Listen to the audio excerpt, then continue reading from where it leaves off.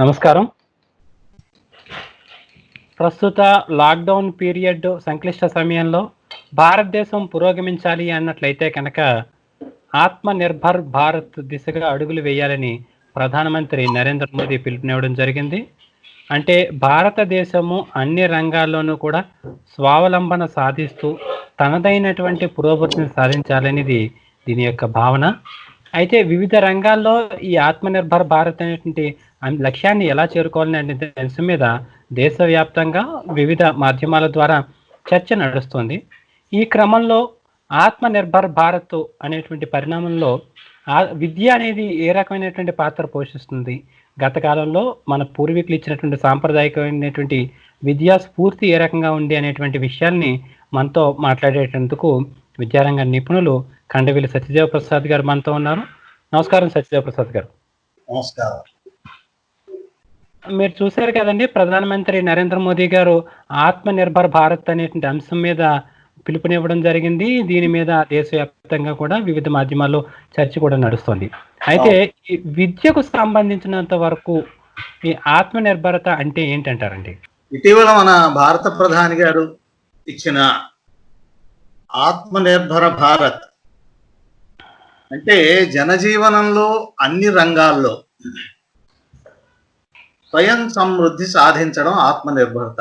దేశీయ వనరుల్ని ఉపయోగించి దేశీయ అవసరాలను తీర్చే ఉత్పత్తి, రక్షణ, విద్యా వ్యవస్థలను ఏర్పాటు చేసుకోగలిగిన అప్పుడే మనకి ఆత్మనిర్భర భారత్ అనే పిలుపు సాకారం అవుతుంది. ఆత్మనిర్భరత అంటే మన కాళ్ళ మీద మనం నిలబడ్డాం. అలా నిలబడాలంటే మన దేశంలోని భౌతిక మానవ వనరుల్ని లెక్కవేసి వాటి బలాబలాల ఆధారంగా స్వయం సమృద్ధికి బాటలు వేయాలి. మన మానవ వనరులను లెక్కించేటప్పుడు విద్యారంగం గురించి ముఖ్యంగా చెప్పుకోవాల్సి ఉంటుంది. విద్యారంగం ఒక దేశం ప్రజానీకం యొక్క సమర్థతలు దాని విద్యారంగం యొక్క పటిష్టత, విస్తృతి మీద ఆధారపడి ఉంటాయి. ఇది క్లుప్తంగా చెప్పాలంటే ఆత్మనిర్భర భారత్. అంటే ప్రాచీన కాలంలో మన విద్య ఆత్మనిర్భరతతోటి ఉండేదని మనం అనొచ్చు అంటారండి. దీనికైనా రుజువులు లాంటివి ఏమైనా ఉన్నాయా? తప్పకుండా. మనది అతి పురాతన నాగరికత అనే విషయం జగమెరిగిన సత్యం. విద్య అంటే జ్ఞానం, వేదం అంటే జ్ఞాన భాండాగారం. వేదాలు వేల ఏళ్ల నాటివి. అంటే కొన్ని వేల ఏళ్లుగా మన దేశం జ్ఞాన ఆధారిత వ్యవస్థగా ఉంది. అంటే నాలెడ్జ్ సొసైటీగా ఉంది. అలాంటి వ్యవస్థను మూల్యాంకనం చేసి దాని ఆధారంగా భవిష్యత్ విద్యా వ్యవస్థను తీర్చిదిద్దుకోవడం ఆత్మనిర్భర భారత్ ఉద్యమంలో ప్రధాన అంశం. ఏ సమాజంలోనైనా సరే సుదీర్ఘమైన పటిష్టమైన విద్యా వ్యవస్థ ఉందనడానికి గుర్తు ఆ వ్యవస్థలో తయారైన విద్యావంతులు, నిపుణులు, వాళ్ళు ఉత్పత్తి చేసిన వస్తు సేవలు, ఆ వస్తు సేవల విలువ, వైవిధ్యం, వాటిని ఉత్పత్తి చేసిన వాళ్ళ విద్యా నిపుణతల స్థాయికి కొలబద్ద. అలాగే ఓ సమాజంలో విద్యా వ్యవస్థ అభివృద్ధి చెందడానికి ఆ దేశం ఆర్థికంగా పటిష్టంగా ఉండాలి కదా. లేనట్టయితే విద్యా వ్యవస్థల్ని స్థాపించి పోషించే స్తోమత ఉండదు. అంటే ఓ సమాజంలోని విద్యా వ్యవస్థ, ఆర్థిక వ్యవస్థ కూడా పరస్పర ఆధారితాలు. కాబట్టి మనకి వేల ఏళ్ల జ్ఞాన వ్యవస్థ, నాలెడ్జ్ సిస్టమ్ ఉందంటే దాన్ని పోషించిన ఆర్థిక స్తోమత ఉందని అర్థం. అందుకు రుజువులు ఏమైనా ఉన్నాయా అంటే మనం ఇలా చెప్పుకోవచ్చు. యాంగస్ మ్యాడిసన్ అనే ఒక పరిశోధకుడు ఐక్యరాజ్య సమితి యుఎన్ఓ తరఫున ఉండే యుఎన్ఓకి చెందిన organisation for economic cooperation and development OECD అనే సంస్థ తరఫున పరిశోధన చేసి 2 పుస్తకాలు రాశాడు ఆయన. The world economy A millennial perspective అనేది ఒకటి, the world economy historical statistics అనేది ఇంకొక పుస్తకం. ఈ 2 గ్రంథాల్లో వాటి ప్రకారము సామాన్య శకం అంటే క్రీస్తు శకం 1వ శతాబ్ది నుంచి 19వ శతాబ్ది దాకా కూడా భారత్ ప్రపంచం ఉత్పత్తి చేసిన స్థూల ఉత్పత్తిలో అంటే GDP లేదా గ్రాస్ డొమెస్టిక్ ప్రోడక్ట్ దాంట్లో 30% ఉత్పత్తి చేసి ప్రపంచంలోని అత్యంత సమర్థవంతమైన ఆర్థిక వ్యవస్థగా మొదటి స్థానాన్ని ఆక్రమించింది. ఆ తర్వాత బ్రిటిష్ వాళ్ళ ఆక్రమణలో అదంతా ధ్వంసమై అధమ స్థాయికి చేరుకుంది. ఇటీవల కాలంలో తిరిగి పుంజుకుంది. ఇక విదేశీ వ్యాపారులు, యాత్రికులు, దేశంలోని ఇతర ఆధారాలు వాటిని బట్టి చూస్తే భారత్కి ఉన్న బంగారు పిచ్చుక, రత్నగర్భ మొదలైన పేర్లు దానికి ఉన్న ఆర్థిక సంపద వల్ల కలిగాయని మనకు తెలుస్తోంది. అంతటి ఆర్థిక సంపదని ఉత్పత్తి చేయగలిగిన విద్యా నైపుణ్యాలు కూడా ప్రపంచ స్థాయిలో, ఆ మాటకు వస్తే ప్రపంచంలో ప్రథమ స్థాయిలో ఉండాలి. ఇది రుజువులకు సంబంధించిన క్లుప్తమైన వివరణ. అయితే ఇప్పుడు మీరు చెప్తున్నారు కదండి, దేశీయ విద్యా వ్యవస్థ అంటే స్వయం సమృద్ధ దేశీయ విద్యా వ్యవస్థ అని చెప్పేసి అని, అంటే దాని యొక్క స్వరూప స్వభావాలు ఏ రకంగా ఉంటాయండి? ఈ సందర్భంలో మన దేశీయ విద్యా వ్యవస్థకు సంబంధించిన కొన్ని వివరాలు మనం చెప్పుకోవాల్సి ఉంటుంది. నేటికి 4000 సంవత్సరాలకి పూర్వమే భారత్ మెసొపొటేమియా, ఈజిప్ట్, బాబిలోనియా మొదలైన ప్రాచీన నాగరికతలతో వ్యాపార సంబంధాలు కలిగి ఉండేదని చరిత్రకారులు, పురావస్తు శాస్త్రవేత్తలు చెప్తున్నారు. ఆనాడు భారత్ ప్రధానంగా పత్తి, సుగంధ ద్రవ్యాలు మొదలైన వాటిని ఎగుమతి చేసింది. ఈజిప్ట్ పిరమిడ్లలో ఉన్న ఫారో రాజుల కళేబరాలు అంటే మమ్మీలకు చుట్టిన భారతదేశానికి చెందిన పత్తి ఉపయోగించి చేసిన బట్టతో చుట్టారు. దీన్ని పురావస్తు పరిశోధనల్లో ఈ విషయం బయటపడింది. ఆ తర్వాత కాలంలో, అలెగ్జాండర్ కాలంలో అంటే 2300 ఏళ్ల పూర్వం మన దేశపు నాణ్యమైన ఉక్కు కొత్తుల్ని అలెగ్జాండర్కి బహూకరించగా ఆయన తనకు లభించిన బహుమతులన్నిటిలోకి అత్యంత విలువైన బహుమతి అని ఎత్తుకున్నాడు ఆయన. అంటే ఆనాటికే మన దేశపు లోహ పరిశ్రమ ప్రపంచ ప్రసిద్ధిగాంచింది.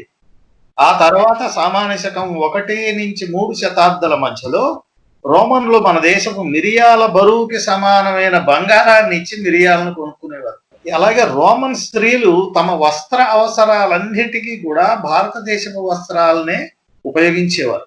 అలా దాని ఫలితంగా రోమ్ నుంచి పెద్ద ఎత్తున బంగారం మన దేశానికి వచ్చి చేరింది. అందువల్ల రోమ్ నుంచి బంగారం తరలిపోతోందని, దాన్ని అరికట్టడానికి శాసనం చేయాలని ఆనాటి రోమన్ సెనేట్లో పెద్ద చర్చలు జరిగాయి. ఈ విషయాన్ని కెటిసియాసిస్ అనే ఒక రచయిత నమోదు చేశాడు. ఇంకొక రుజువు ఏమిటంటే, మన దేశంలో దక్షిణాది రాష్ట్రాల్లో అనేక చోట్ల లభించిన రోమను నాణ్యాల పాతులు అంటే హోల్డ్స్ మన దేశంతో రోమ్ సామ్రాజ్యానికి ఉన్న వ్యాపార సంబంధాలని చెప్తాయి. మన సరుకుల్ని, వస్తువుల్ని వారు దిగుమతి చేసుకుని మనకు ఆయా యొక్క బంగారు నాణ్యాలు మొదలైన వాటిని పంపించారు. ఇక అదే సమయంలో అంటే సామాన్య శకం లేదా క్రీస్తు శకం 1వ శతాబ్దిలో మన దేశపు వర్తకులు, పండితులు, శ్రమణులు ఆగ్నేయ ఆసియా దేశాలైన బాలి, సుమత్ర, ఇండోనేషియా, బర్మా మొదలైన దేశాలకి భారతీయ సంస్కృతిని కాకుండా మన వస్తు సంపదను కూడా చేరవేసి సంపదన ఆర్జించారు. సామాన్య శకం 8వ శతాబ్దిలో పశ్చిమాసియాకి చెందిన ముస్లిం రాజ్యాలు ఖలీఫాల కాలంలో మన దేశపు ఉత్పత్తులనే కాకుండా మన దేశపు గణిత, ఆయుర్వేద, ఖగోళ పండితుల్ని తమ దేశానికి రప్పించుకుని వాళ్ళ చేత మన బ్రహ్మగుప్తుడు, చరకుడు, ఆర్యభట్టు మొదలైన వాళ్ళు రాసిన వైజ్ఞానిక గ్రంథాలని అరబ్బీలోకి, పర్షియాలోకి అనువాదాలు చేయించుకున్నారు. అలా అనువదించబడ్డ గ్రంథాలు స్పెయిన్ దేశంలో 12వ శతాబ్దిలో లాటిన్, ఆ రోజుల్లో స్పెయిన్ కూడా ముస్లిం పాలనలో ఉండేది. అది 12వ శతాబ్దిలో ఆ పర్షియన్, అరబ్బీ గ్రంథాలని లాటిన్లోకి అనువదించగా అక్కడ నుంచి అది యూరప్ అంతా వ్యాపించి ఆధునిక విజ్ఞానం పుట్టుకలో ప్రధాన పాత్ర వహించింది మన జ్ఞానం. ఇక కేరళకి చెందిన మాధవుడు అనే ఒక గణితవేత్త రాసిన వెన్వారోహ అనేది గోళవాదము అనే గ్రంథాలు, ఇవి 14వ శతాబ్దానికి చెందినవి. అలాగే జ్యేష్ఠదేవుడు అనే గణితవేత్త రాసిన యుక్తి భాష, గణిత న్యాయ సంగ్రహం, ఇవి 16వ శతాబ్దానికి చెందినవి. ఈ మొదలైన గ్రంథాలు క్యాల్కులస్ ని వివరిస్తాయి. వాటిని 17వ శతాబ్దిలో మన దేశంలో కేరళలో మత ప్రచారం చేస్తున్న జెసూట్ ప్రీస్టులు యూరప్ కి తీసుకెళ్లారు. ఆ విధంగా యూరప్ లో ఆధునిక గణితం వృద్ధి చెందింది. ఈ విధంగా భారతదేశం అనాదిగా విద్యకి ప్రసిద్ధి చెందింది. అయితే మీరు చెప్తున్నారు కదండి, ఆ ప్రాచీన కాలంలో ఉన్నటువంటి విద్యా వ్యవస్థ ఏ రకంగా పరిడి వెళ్ళింది అనేది. ఇప్పుడు ఉన్నటువంటి సిస్టంలో చూసుకున్నట్లయితే కనుక మన దగ్గర స్కూల్ ఎడ్యుకేషన్ అనేది ఒకటి వింగు, కాలేజ్ ఎడ్యుకేషన్ అంటే పాఠశాల విద్య, కళాశాల విద్య, ఇట్లా రకరకాల కోణాల్లో మనకు కనిపిస్తుంది. మరి అప్పట్లో కూడా ఈ రకంగానే ఈ భేదంగా అంటే పాఠశాల విద్య, కళాశాల విద్య అనే వర్గీకరణ అవన్నీ కూడా ఉండే అంటారండి? మన దేశీయ విద్యా విధానంలో పాఠశాలలు, ప్రాథమిక విద్యను నేర్పేందుకు పాఠశాలలు అనేవి ఉండేవి. ఆ తర్వాత పాఠశాల విద్య తర్వాత మన విద్యా విధానం రెండుగా చీలింది. ఒకటి శాస్త్రాధారిత విద్య, రెండు వృత్తి విద్య. ఈ మొదటగా శాస్త్ర ఆధారిత విద్య గురించి కొద్దిగా వేదకాలంలో అనేక గురుకులాలు ఉండేవి. 10,000 మంది విద్యార్థులున్న గురుకులానికి అధిపతిని కులపతి అనేవారు. అథర్వవేద ప్రవర్తకుడు శౌనకుడు అనే ఋషి, ఆయనే పురాణాలు కూడా విన్నాడు సూతుడి నుంచి శౌనకాది ఋషులు విన్నట్టుగా మనకు పురాణాలు. ఆ శౌనక ఋషి చెప్పారని చెప్పేసి ఆ శౌనకుడు అనే ఋషి ఒక కులపతి. ఆయన దగ్గర 10,000 మంది శిష్యులు ఉండేవారు. ఆనాటి గురుకులాల్లో ప్రధానంగా వేదాంగాలు నేర్పేవారు. మనకి తెలుసు వేదాలు 4, ఇక వేదాంగాలు 6. శిక్ష అంటే ఫోనెటిక్స్, వ్యాకరణం అంటే గ్రామర్, ఛందస్సు అంటే ప్రోజడీ, కల్పము అంటే వేదిక్ ప్రాక్టీసెస్, జ్యోతిషం అంటే ఆస్ట్రానమీ, నిరుక్తం అంటే ఎటిమాలజీ. ఈ వేదాంగాల విజ్ఞానం నుంచి ఉపవేదాలు వృద్ధి చెందే క్రమంగా. అవి ఏమిటంటే ఆయుర్వేదం అనేది మెడికల్ సైన్స్, ధనుర్వేదం మిలిటరీ సైన్స్, గాంధర్వ వేదం మ్యూజిక్, తాపత్య వేదం అంటే ఆర్కిటెక్చరల్ సైన్స్, అర్థవేదం అంటే పొలిటికల్ ఎకానమీ. ఇక వేదకాలానికి తర్వాత సమాజము దాని అవసరాలు పెరిగిన కొద్దీ విద్యా వ్యవస్థల్లో వాటి యొక్క సంఖ్య వైవిధ్యం కూడా పెరిగింది. అవి ఘటికా స్థానాలు, చతుర్వేది మంగళాలు, బ్రహ్మదేయాలు మొదలైన సంస్థలు వెలిసాయి. ఘటికల గురించి 2 మాటలు. సామాన్య శకం పూర్వం అంటే క్రీస్తు పూర్వం 5వ శతాబ్ది నుంచి సామాన్య శకం అంటే క్రీస్తు శకం 15వ శతాబ్ది దాకా అంటే 2000 సంవత్సరాలు పాటు మన దేశం అంతటా కూడా ఘటికా స్థానములు అనేటటువంటి విద్యా సంస్థలు పనిచేసాయి. వీటి వివరాలు కావాలంటే voice of God volume 4 Sri Kanchi Mahaswami పీఠారోహణ శతాబ్ది మహోత్సవ ట్రస్ట్ అనే సంస్థ వాళ్ళు, ముంబైకి చెందిన సంస్థ వాళ్ళు 2006వ సంవత్సరంలో ప్రచురించిన గ్రంథాన్ని చూడొచ్చు. నేటికి మనం ఘటికుడు అనే మాటను ఉపయోగిస్తూ ఉంటాం. అది ఆనాటి ఘటికలకి సంబంధించిందే. ఏదైనా విషయంలో గట్టివాడైతే తను ఘటికుడు రా అంటాం మనం. అంటే ఘటికల్లో నేర్పిన విద్య అంత పటిష్టంగా ఉండేది. ఇక ఘటికల్లో ఉన్న పరీక్షా విధానం గురించి 2 మాటలు చెప్పుకుందాం. భట్ట సోమేశ్వరుడు అనే పండితుడు న్యాయసుధ అనే గ్రంథం రాశాడు. అందులో ఘటికల్లోని ఘటికుల్ని అంటే విద్యార్థుల్ని పరీక్షించే విధానాన్ని వివరించాడు ఆయన. ఘటిక అంటే చిన్న కుండ, అందులో పరీక్ష ప్రశ్నలు రాసిన చీటీలను అంటే తాటాకు ముక్కల్ని వేసి ఉంచేవారు. విద్యార్థులు వరుసగా వచ్చి వాటిలో ఒక చీటీ తీసి అందులో ఇచ్చిన ప్రశ్నలకి సమాధానాలు చెప్పేవారు. ఇది ఈ విధంగా ఘటికా స్థానాల గురించిన పరీక్షా విధానం మొదలైనవి. ఇక అక్కడితో మనం శాస్త్ర విద్య గురించి ముగించి మన వృత్తి విద్య గురించి కొన్ని విషయాలు చెప్పుకుందాం. వృత్తి విద్యల్ని విద్యాలయాల్లో కాకుండా కుటుంబ స్థాయిలో వంశపారంపర్యంగాను, ఇక వర్తక శ్రేణులు లేక గిల్డ్స్ అవి నియమించిన వృత్తి నిపుణులు శిక్షణాలయాలు అంటే అప్రెంటిస్షిప్, ఆ విధంగాను వృత్తి శ్రేణుల ద్వారాను నేర్పేవారు. వీటిలో నేర్పే విషయాలు ఏమిటంటే వృత్తులు: శిల్పం అంటే ఇంజనీరింగ్, స్థాపత్యం ఆర్కిటెక్చర్, దారుకర్మ కార్పెంట్రీ, కమ్మరం మెటల్ వర్కింగ్, కుమ్మరం సెరామిక్స్, ధాతు విద్య మెటలర్జీ, ఈ మొదలైన ఈ నిపుణతలన్నీ, వృత్తి విద్యలన్నీ ఈ పద్ధతుల్లో నేర్పబడేవి.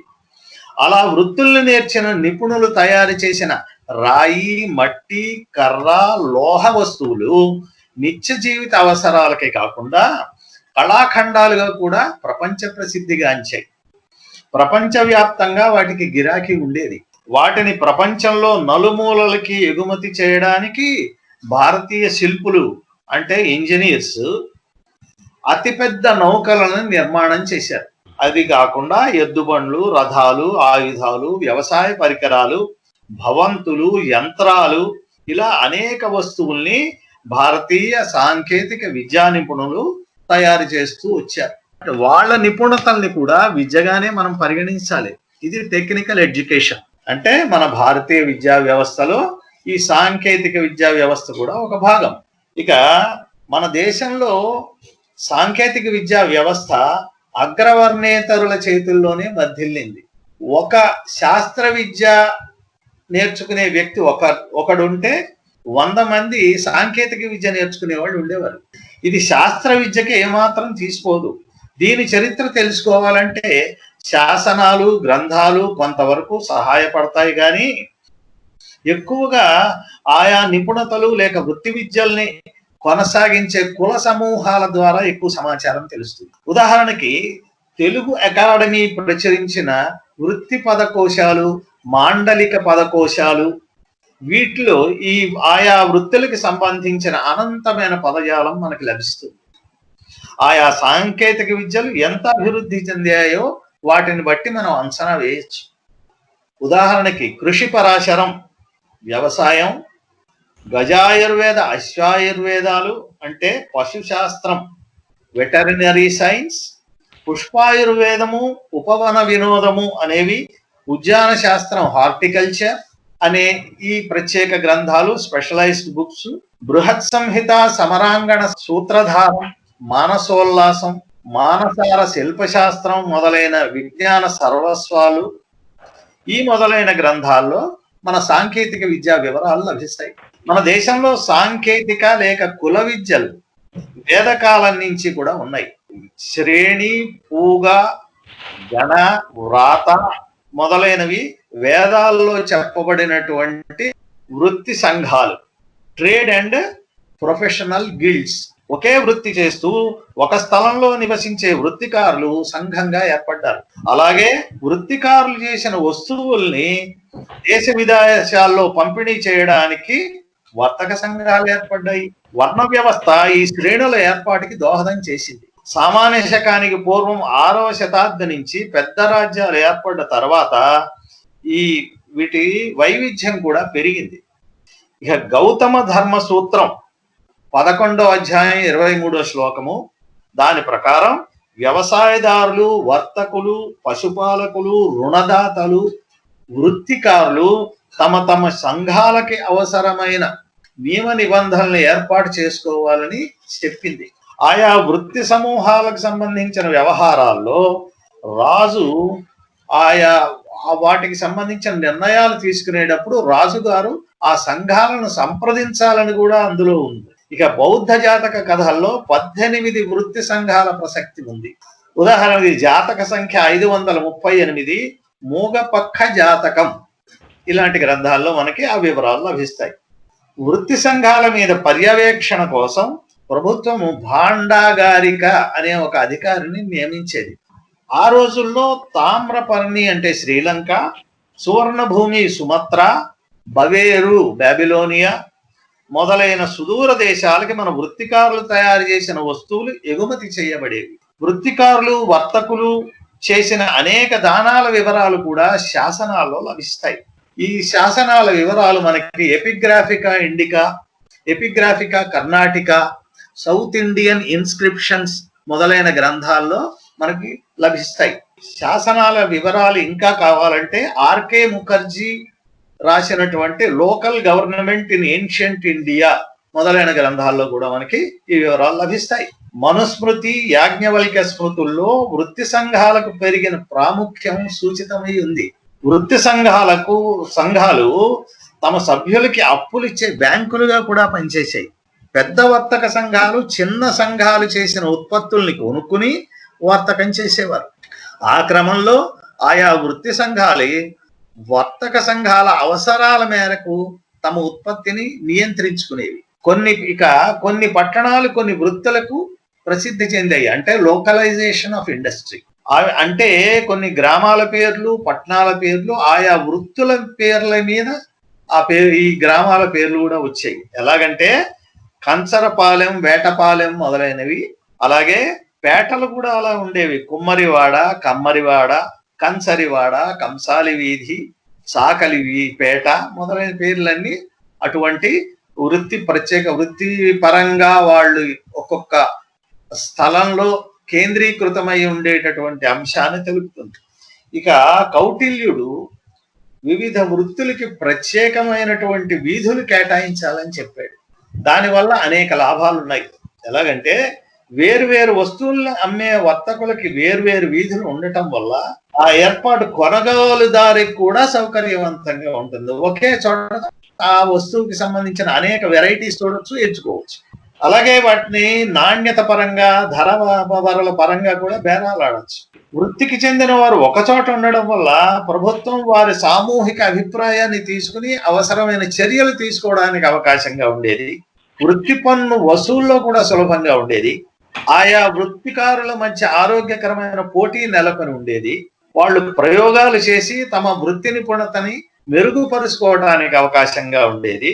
తమ సంఘ ఆచారాలని, కట్టుబాట్లని కూడా సరిగా ఆచరించుకోవడానికి అవకాశం ఉండేది. ఆయా వృత్తుల్లో ప్రవేశించదలుచుకున్న యువకులు తమ వృత్తి వాతావరణం మధ్యలో నివసించడం వల్ల వాళ్ళకి వృత్తికి సంబంధించిన సూక్ష్మ అంశాలు బాగా పట్టుబడేవి. వాళ్లకు వృత్తి పట్ల అంకిత భావం, అభిమానం, లోతైన నైపుణ్యం ఏర్పడేవి. సునాయాసంగా తమ వృత్తిని కూడా నేర్చుకునేవారు. ఇవన్నీ ఎలాగుండేవంటే ఒక్కొక్క వృత్తి సమూహము ఒక సబ్ సిస్టమ్, ఉప వ్యవస్థ.